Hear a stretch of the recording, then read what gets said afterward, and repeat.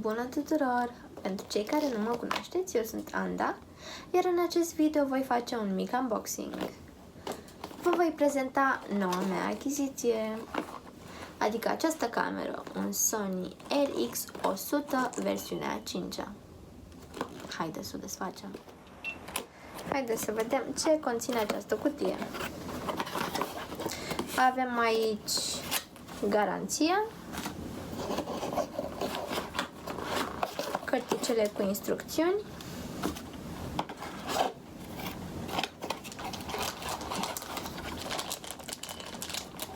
un adaptor de priză,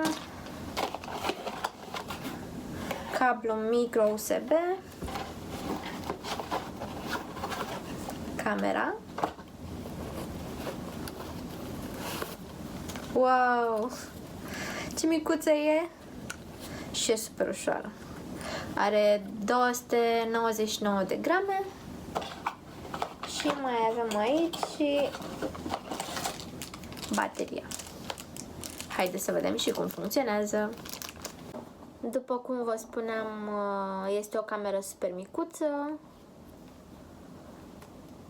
cât palma mea. Sau haideți să vă arăt în comparație cu un telefon, un iPhone X. Ia uitați. Sau chiar cu un GoPro. Nu este cu mult mai mare. Haideți să o și aprindem.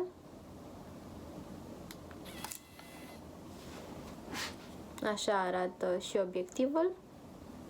Este o cameră de 20,1 megapixeli și înregistrează 4K. Are un ecran LCD rabatabil la 180 de grade.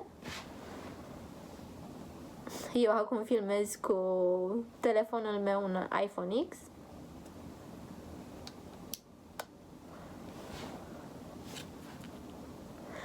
Este prima cameră din seria RX100 cu focalizare automată, adică în 0,05 secunde.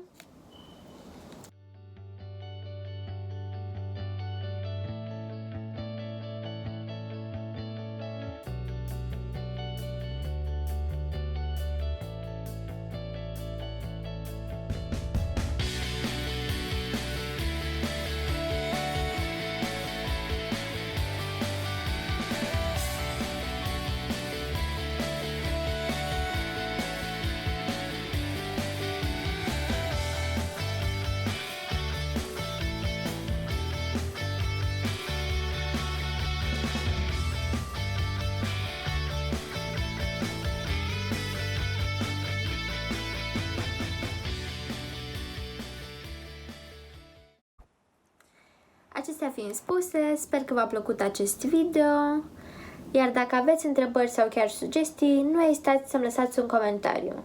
Iar dacă v-a plăcut acest video, nu uitați să apăsați butonul de subscribe și m-ar ajuta mult și un share din partea voastră. Ne vedem data viitoare, v-am pupat pe toți,